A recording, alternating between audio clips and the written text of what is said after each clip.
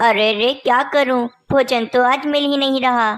आज मैं भोजन ढूंढता ढूंढता जंगल से बाहर भी आ गया, लेकिन यहाँ पर भी मुझे एक दाना भोजन नहीं मिल रहा। बस तभी सामने कालू कौवे को बाजू चील दिखती है।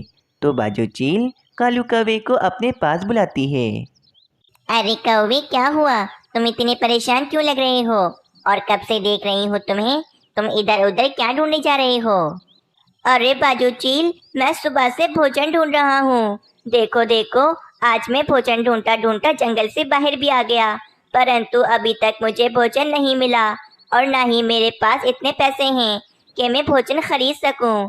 रानी कवि की मौत के बाद तो अब राजू कवि की जिम्मेदारी मुझ पर आ गई है, और अब मुझे बहुत मुश्किलों से राजू कवि को पालना पड़ता है। समझ नहीं आता, अगर मुझे भोजन ना मिला तो मैं अपने बेटे राजू कौवे को क्या खिलाऊंगा? वे तो भूखा ही मर जाएगा। अच्छा कौवे, तुम तो छोटी छोटी बातों पर इतना परेशान हो जाते हो। मैं तुम्हें बहुत सारे पैसे दे सकती हूँ, अगर तुम इसके बदले में मेरे काम आ सको। क्या मतलब है तुम्हारा बाजू चील? मैं कुछ समझा नहीं। सीधी सी बात है कौवे, तुम मुझे मेरा भोजन लाकर देना, और मैं तुम्हारे भोजन के लिए तुम्हें पैसे दूंगी। इस तरह हम दोनों के पास भोजन होगा। तुम्हारा क्या मतलब है बाजू चील? मैं अभी भी नहीं समझा। मूर्ख कौवे, तुम मुझे पक्षियों के नन्हे बच्चे लाकर दो, और इसके बदले में मैं तुम्हें बहुत सारे पैसे दूंगी। तुम भी बहुत ज्यादा अमीर हो जाओगे। अरे नहीं नहीं बाजू चील, अब मैं कोई गलत काम नहीं करूंगा। आइंदा मुझे परेशान मत करना। इतना कहकर कालू कौवा वहाँ से चला जाता है। कालू कौवा घर आकर बाजू चील की सारी बात राजू कौवे को बताता है। अरे पापा, ये आपने क्या कर दिया? आप बहुत सीधे हो। बाजू चील ने आपको अमीर होने का बहुत अच्छा मौका दिया था, और आपने बाजू चील को ही मना कर दिया। आखिर हम कब तक ऐसे गरीब पक्षियों वाली जिंदगी गुजारेंगे? मैं तो तंग आ गया हूँ ऐसे। राजू, वैसे तुम ठीक कह रहे हो। अब मैं मना करके बहुत पछता रहा हूँ। पापा, आप बस बाजू चील की बात मान लें, और जल्दी से किसी नन्हे पक्षी को पकड़कर बाजू चील को दे दें। देखना, बाजू चील बहुत ज्यादा खुश हो जाएगी। राजू कौवे की बात सुनकर कालू कौवा वहाँ से चला जाता है। अरे वाह, सामने घोंसले में मासूम कबूतर का बच्चा बैठा है। जल्दी से इस नन्हे कबूतर को पकड़ लेता हूँ। कालू कौवा फौरन कबूतर के घोंसले में जाता है। अरे कालू अंकल, आप यहाँ कैसे? आपको कुछ काम था क्या? बस उसी समय कबूतर भी वहाँ पर आ जाता है। कबूतर को देखकर तो कालू कौवा बहुत ज़्यादा ही डर जाता है। अरे कालू कौवे, क्या हुआ? तुम मुझे देखकर इतने डर क्यों गए? मैं क्यों डरूंगा तुमसे? मैं तो यहाँ पर नन्हे कबूतर को लेने आया था। राजू कौवा सुबह से जिद कर रहा है कि उसे नन्हे कबूतर के साथ खेलना है। बस इसीलिए मैं तुम्हारे बेटे को लेने आया हूँ। हाँ हाँ कालू अंकल, मुझे भी राजू कौवे के साथ खेलना है। चलें जल्दी।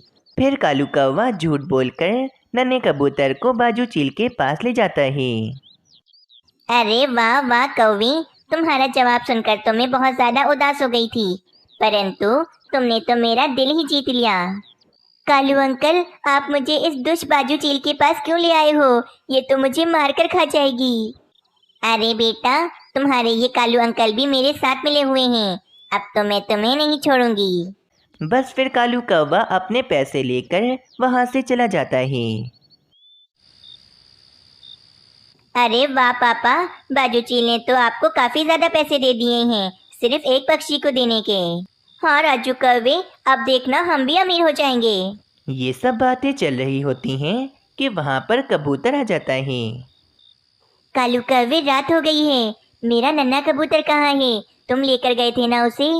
अरे कबूतर, नन्हा कबूतर तो काफी देर पहले अपने घर जाने के लिए निकल चुका था। क्या वे अभी तक नहीं पहुंचा घर? क्या मेरा बेटा तुम्हारे पास नहीं है? तो कहाँ चला गया वो? मैं उसे जाकर अभी जंगल में ढूंढता हूँ। फिर कबूतर वहाँ से चला जाता है। राजू, जैसे ही कबूतर ने अपने बेटे के बारे में मुझसे पूछा, तो जैसे मेरी सांसें ही रुक गई थीं। हाँ हाँ पापा, मुझे भी बहुत डर लग रहा था कि कहीं आप पकड़े ही ना जाएं। वैसे राजू, मेरे पास एक उपाय है। कल तुम जंगल के सारे नन्हे पक्षियों की मेरे घर पर दावत रख लो, और फिर हम सारे नन्हे पक्षियों को ले जाकर बाजू चील को दे देंगे। फिर तो हम बहुत ज्यादा अमीर हो जाएंगे। अगली सुबह हो जाती है। मानो चिड़ा राजू कौवे के घर पर जा रहा होता है। मम्मा, मैं राजू कौवे के घर पर जा रहा हूँ। राजू कौवे ने आज सब नन्हे पक्षियों की अपने घर पर दावत रखी है। आज तो हम सब मिलकर बहुत मजे करेंगे। अच्छा ठीक है मानो चिड़ी, चले जाओ, लेकिन आराम से जाना। फिर मानो चिड़ा राजू कौवे के घर पर चला जाता है। चलो मानो चिड़ा तो चला गया, अब जल्दी से पूरे घर की साफ सफाई करती हूँ। उसके बाद भोजन भी तो पकाना है मुझे। मीनू चिड़िया जैसे ही सफाई करने लगती है तो मीनू चिड़िया को सामने तोहफा दिखता है।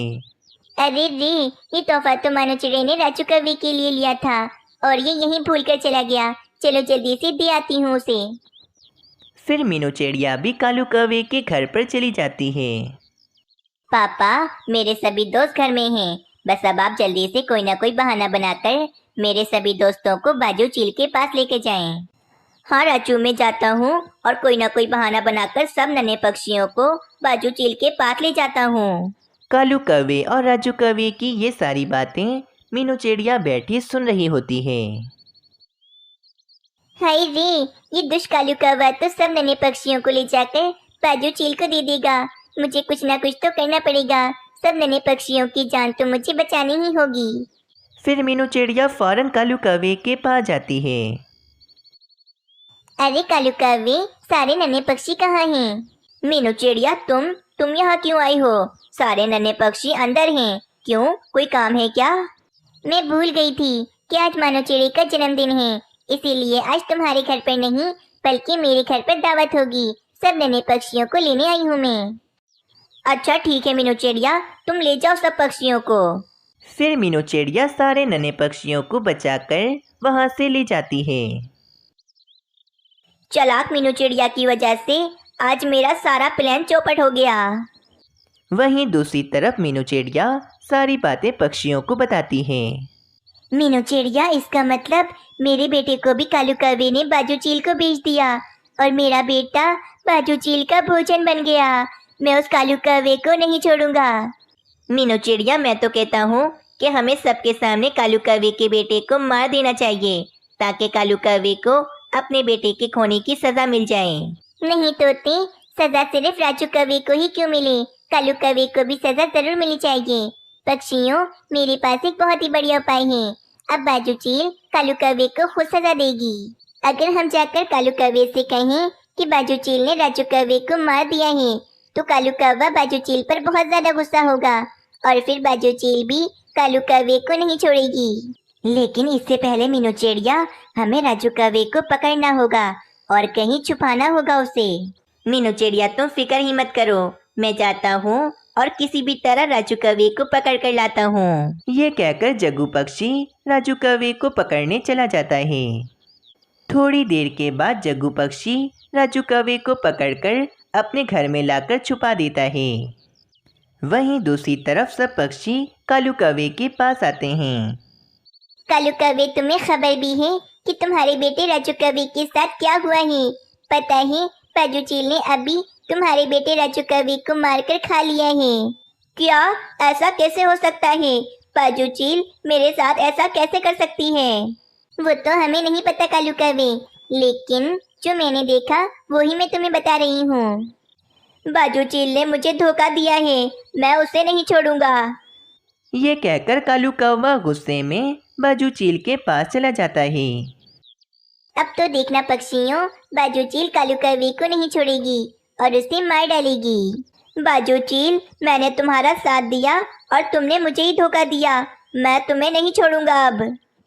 कालू कौवा जैसे ही बाजू चील को मारता है, बाजू चील को तो बहुत ज़्यादा गुस्सा आ जाता है और बाजू चील कालू कौवे को बहुत बुरी तरह से मारने लगती है। बस देखते ही देखते बाजू चील गुस्से में कालू कौवे को जान से मार देती है। बड़ा आया मुझसे मुकाबला करेगा, कमजोर कौवा अपनी जान से ही हाथ धो बैठा। चलो अब इसी को ही खाकर अपना पेट भर लेती हूँ। फिर बाजू चील कालू कौवे का मांस खाने लगती है और इस तरह कालू कौवे को अपनी गलती की सज़ा मिल जाती है। दूसरी तरफ राजू कौवे ने सब पक्षियों से माफ़ी मांग ली थी और अब मीनू चिड़िया मानो चिड़े के साथ राजू कौवे को भी पाल रही थी। ये कहानी एक मीनू चिड़िया और उसकी बहन कोमल चिड़िया की है। मीनू चिड़िया की शादी बबलू चिड़े से हो गई थी और वे दोनों खुशी खुशी रहते थे। कोमल चिड़िया, मैं तो तुम्हें चिड़े दिखा दिखा कर थक गई हूँ, परंतु तुम्हें तो एक चिड़ा भी पसंद नहीं आया। तुम अब मुझे खुद ही बता दो कि आखिर तुम किस चिड़े से शादी करोगी। मीनू चिड़िया, अभी तक जितने भी रिश्ते आए हैं वे सब गरीब घर के हैं और मुझे तो किसी अमीर चिड़े से शादी करनी है जो मेरे सारे सपनों को पूरा कर सके। अब देखो, तुम्हारी शादी बबलू चिड़े से हुई तो तुम्हें बिल्कुल भी फायदा नहीं हुआ, क्योंकि अभी तक तुम दोनों मिलकर ही भोजन जमा करते हो। अगर मेरी शादी भी किसी ऐसे चिड़े से हो गई तो बस मेरी तो पूरी उम्र मेहनत करते ही गुजर जाएगी। कोमल चिड़िया, अमीर चिड़े मिलना कोई इतनी भी आसान बात नहीं है, और वैसे भी हम भी कोई इतने अमीर नहीं जो कोई अमीर चिड़ा आकर तुमसे शादी करेगा। बस मीनू चिड़िया, तुम यही बातें करती रहना, ये नीचे जाके मेरे लिए किसी अमीर चिड़े का रिश्ता ढूंढो। वहीं दूसरी तरफ जंगल में एक सोनू चिड़ा रहता था जो कि कोमल चिड़िया को बहुत ही पसंद करता था।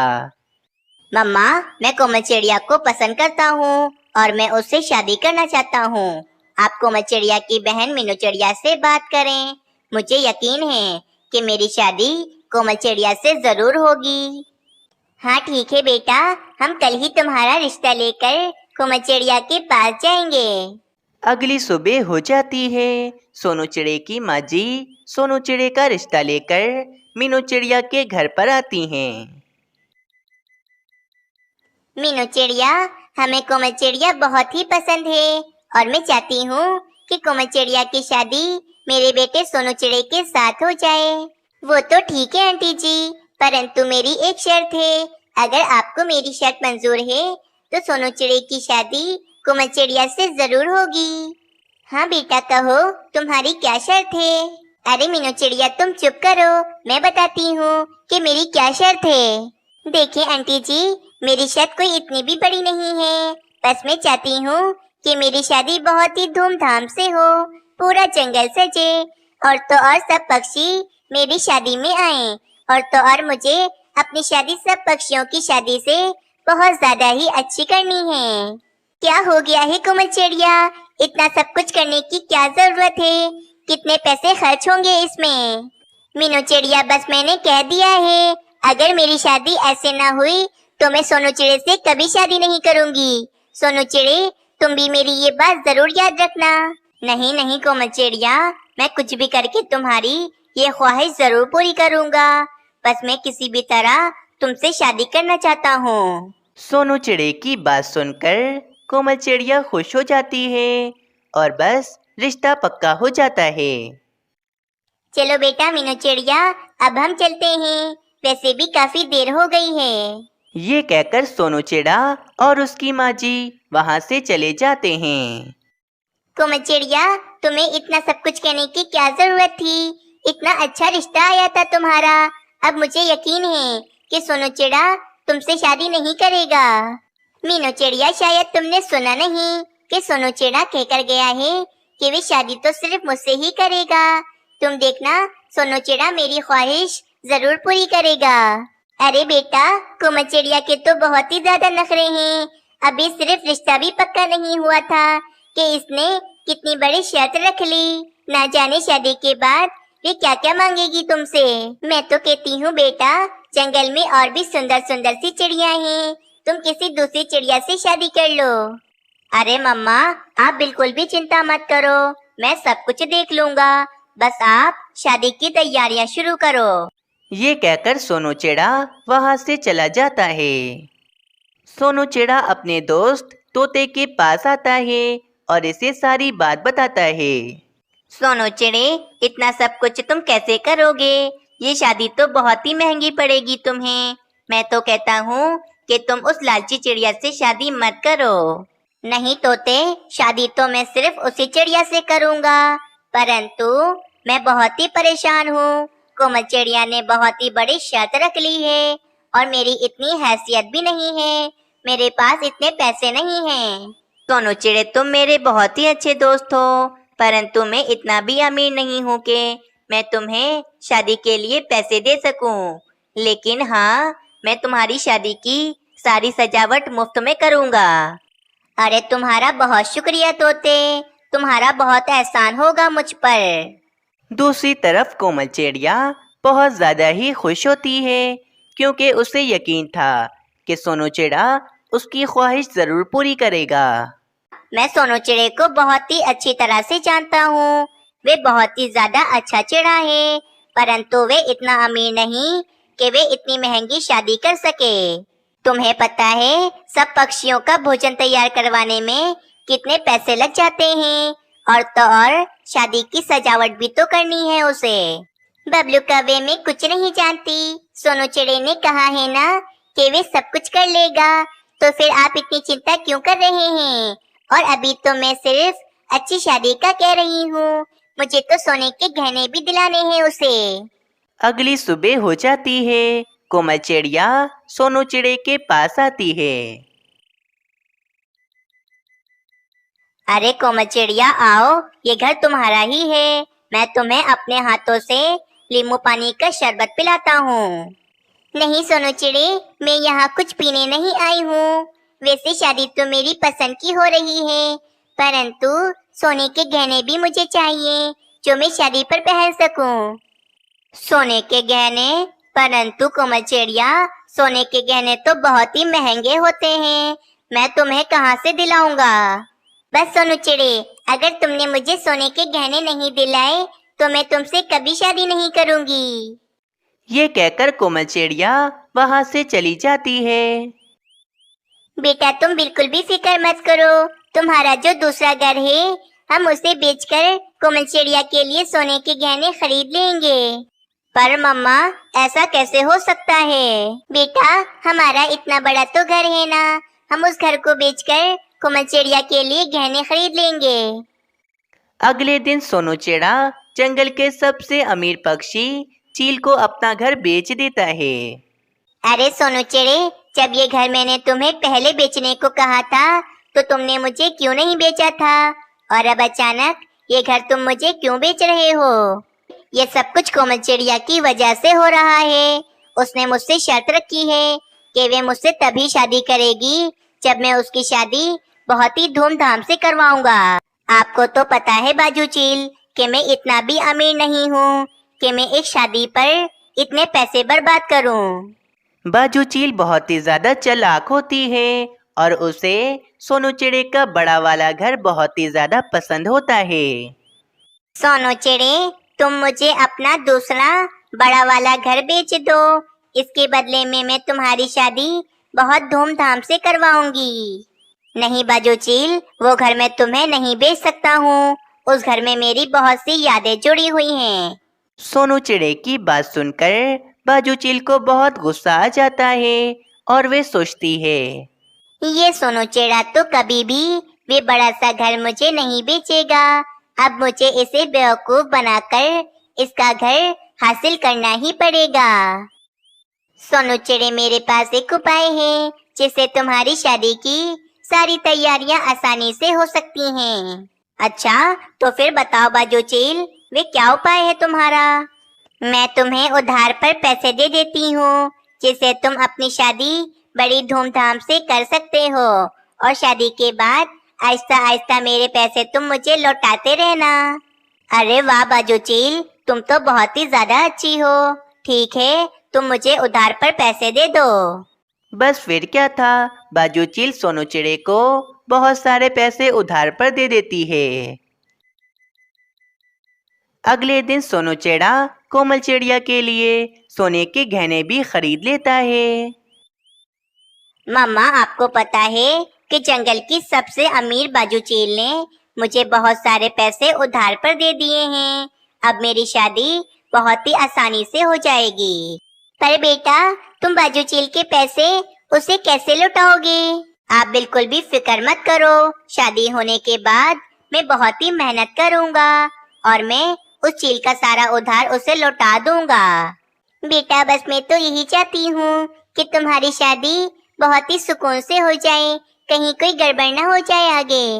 अरे मम्मा, अब तो चिंता करने वाली कोई बात ही नहीं है। अब तो शादी की तैयारियां बहुत ही आसानी से हो जाएंगी। रात हो जाती है। पूरा जंगल लाइटों से सजा हुआ होता है और सारे पक्षी कोमल चिड़िया और सोनू चिड़े की शादी में आ गए होते हैं। एक तरफ शादी का खाना तैयार हो रहा होता है तो दूसरी तरफ कोमल चिड़िया दुल्हन बनकर बहुत ही ज्यादा अच्छी लग रही होती है।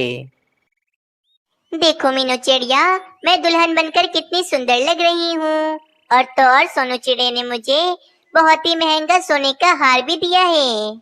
हाँ कोमल चिड़िया, तुम्हारी ख्वाहिश पूरी हो गई, परंतु अब कोई भी महंगी ख्वाहिश मत करना तुम सोनू चिड़े से। वहीं दूसरी तरफ सोनू चिड़ा भी तैयार हो जाता है और काफी ज्यादा खुश होता है कि वहीं पर बाजू चील भी आ जाती है। सोनू चिड़े, मुझे तुमसे बहुत ही जरूरी बात करनी है। मेरी बात सुनो तुम। हाँ हाँ कहो बाजू चील, तुम्हें मुझसे क्या बात करनी है? सोनू चिड़े, मुझे तुम्हारा ये घर बहुत पसंद है, परंतु ये घर तुम मुझे नहीं बेच रहे हो। लेकिन ये घर तो तुम्हें मुझे बेचना ही पड़ेगा। अरे क्या मतलब है तुम्हारा? मैं अपना इतना बड़ा और अच्छा घर तुम्हें कभी नहीं बेचूंगा। तुम यहाँ से चली जाओ। अरे वाह सोनू चिड़े, एक तो इतने सारे पैसे उधार लेकर बैठे हो तुम और मुझ पर ही गुस्सा दिखा रहे हो। बस मैंने कह दिया, मुझे फौरन ये घर बेच दो, मैं सारा उधार माफ कर दूंगी तुम्हारा। अरे भाई हमारी मर्जी, हम अपना घर तुम्हें बेचें या फिर नहीं। तुम बिला वजह हमें तंग क्यों कर रही हो? और वैसे भी तुमने हमारा दूसरा वाला घर तो खरीद ही लिया है। अब अगर ये घर भी हम तुम्हें बेच देंगे तो फिर हम कहाँ रहेंगे? बस बाजू चील, यहाँ से चली जाओ। बहुत सुन ली तुम्हारी बात। मैं तुम्हारे पैसे जल्द ही तुम्हें लौटा दूंगा। तुम जैसी चीलों पर कभी भरोसा नहीं करना चाहिए, जो सिर्फ अपने बारे में ही सोचती हैं। निकल जाओ यहाँ से, वरना मैं मिट्टू महाराज को कहकर तुम्हें इस जंगल से निकलवा दूंगा। सोनू चिड़े की बात सुनकर बाजू चील को बहुत ज्यादा ही गुस्सा आ जाता है और वे सोनू चिड़े पर हमला कर देती है और उसी समय सोनू चिड़े को मारकर खाने लगती है। हाय रे मेरा बेटा, इस दुष्ट चील ने मेरे बेटे को मार डाला। वहीं दूसरी तरफ सब पक्षी मीनू चिड़िया और कोमल चिड़िया सोनू चिड़े का इंतजार कर रहे होते हैं। न जाने अब तक सोनू चिड़ा और उसकी माँ क्यों नहीं आए हैं। कुछ देर के बाद सोनू चिड़े की माँ जी सोनू चिड़े को लेकर शादी में आ जाती हैं। सुकून मिल गया तुम्हें कोमल चिड़िया। तुमने मेरे बेटे से इतनी बड़ी फरमाइश की थी कि वे पूरी नहीं कर सकता था, इसीलिए इसने बाजू चील से उधार लिया था और बाजू चील ने धोखे से मेरे बेटे की जान ले ली, वो भी सिर्फ पैसों की वजह से। ये सब कुछ तुम्हारी वजह से हुआ है कोमल चिड़िया। क्या सोनू चिड़ा कैसे मर सकता है? आज तो हमारी शादी है। हाय रे, बेचारे सोनू चिड़े के साथ बहुत ही बुरा हुआ है और इसकी जिम्मेदार कोमल चिड़िया सिर्फ तुम हो। हाँ मीनू चिड़िया, अगर मैं सोनू चिड़े से इतनी बड़ी फरमाइश ना करती तो शायद आज सोनू चिड़ा जिंदा होता। कोमल चिड़िया, तुम्हारी यही सजा है कि अब कोई भी चिड़ा तुमसे शादी नहीं करेगा, क्योंकि हमारे जंगल का यही रिवाज है कि अगर किसी भी चिड़िया की शादी के समय उसके पति की मौत हो जाए तो कोई भी दूसरा चिड़ा उस चिड़िया से शादी नहीं करेगा। बस फिर इस तरह अब कोई भी चिड़ा कोमल चिड़िया से शादी नहीं करता और कोमल चिड़िया अकेले ही रह जाती है। दोस्तों, इस कहानी में मीनू चिड़िया के पति का क्या नाम था? हमें कमेंट में ज़रूर बताएं। हमें आपके कमेंट का बेसब्री से इंतज़ार रहता है। और अगर आप सबको ये कहानी अच्छी लगी तो चैनल को ज़रूर सब्सक्राइब करें।